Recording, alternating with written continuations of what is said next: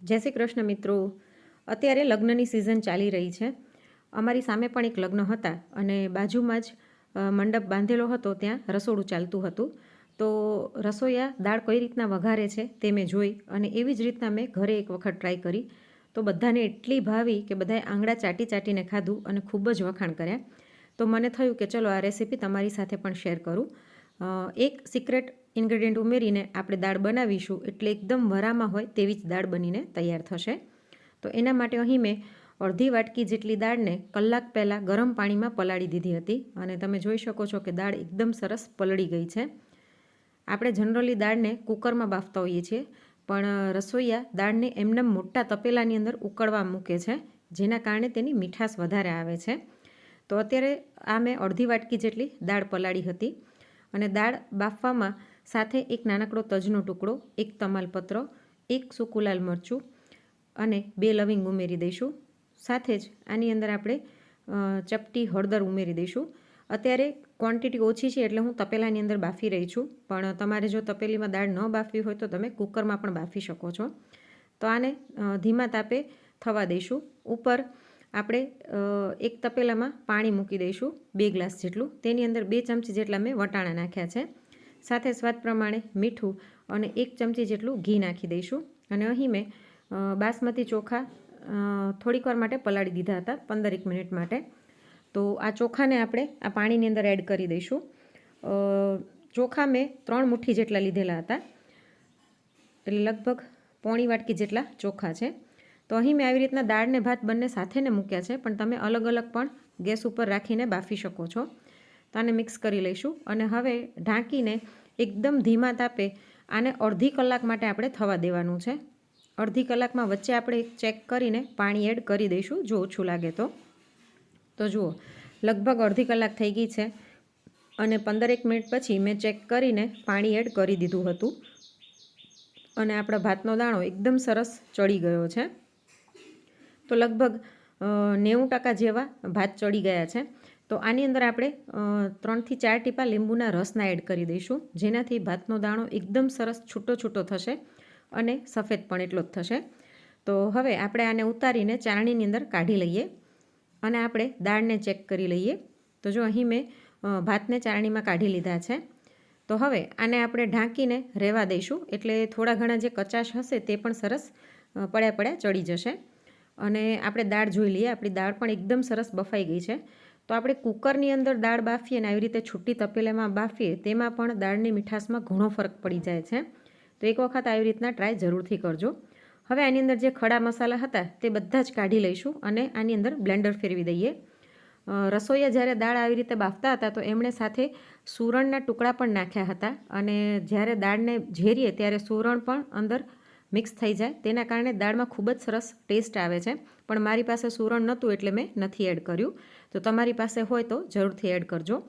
હવે દાળનો વઘાર કરવા માટે એક તપેલીમાં 2 ચમચી તેલ લઈ લઈશું. તેની અંદર અડધી ચમચી રાઈ અને અડધી ચમચી જીરું નાખી દઈશું. રાઈ અને જીરું સરસ કકડે એટલે એક સૂકું લાલ મરચું, 2 લવિંગ, એક નાનો તજનો ટુકડો, એક તમાલપત્ર અને 5 ચમચી જેટલા મેથીના દાણા એડ કરી દઈશું. અને સાથે જ 1 ચમચી જેટલી આદુ અને મરચાંની પેસ્ટ નાખી દઈએ. ગેસની ફ્લેમ આપણે સ્લો રાખીશું, તેથી વઘાર બળી ન જાય. આને એક વખત મિક્સ કરી લઈશું. હવે આમાં 5 ચમચી જેટલી હિંગ અને અડધું ઝીણું સુધારેલું ટમેટું નાખી દઈએ અને આને પણ બરાબર મિક્સ કરી લઈશું. આવી રીતે આદુ અને ટમેટાને તેલમાં સાતળવાથી તેનો ફ્લેવર સરસ આવતો હોય છે. હવે આની અંદર અડધી ચમચી લાલ મરચું, અડધી ચમચી ધાણા જીરું અને ચપટી હળદર નાખી અને આને મિક્સ કરીને તરત જ પાણી નાખી દઈશું, જેથી આપણા મસાલા બળી ન જાય.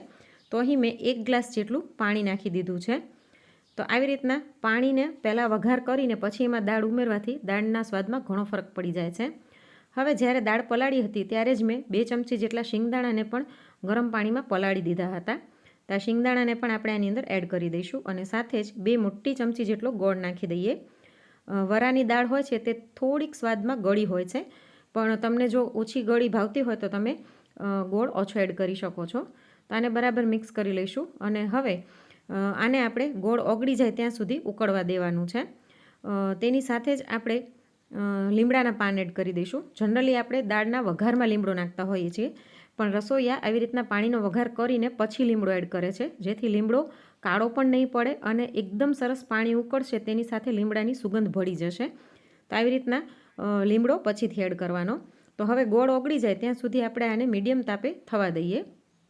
તો જો પાણી સરસ ઉકળી ગયું છે અને આપણો ગોળ બધો જ ઓગળી ગયો છે. તો હવે આની અંદર આપણે જે ઝેરેલી દાળ હતી તે મિક્સ કરીને એડ કરી દઈશું.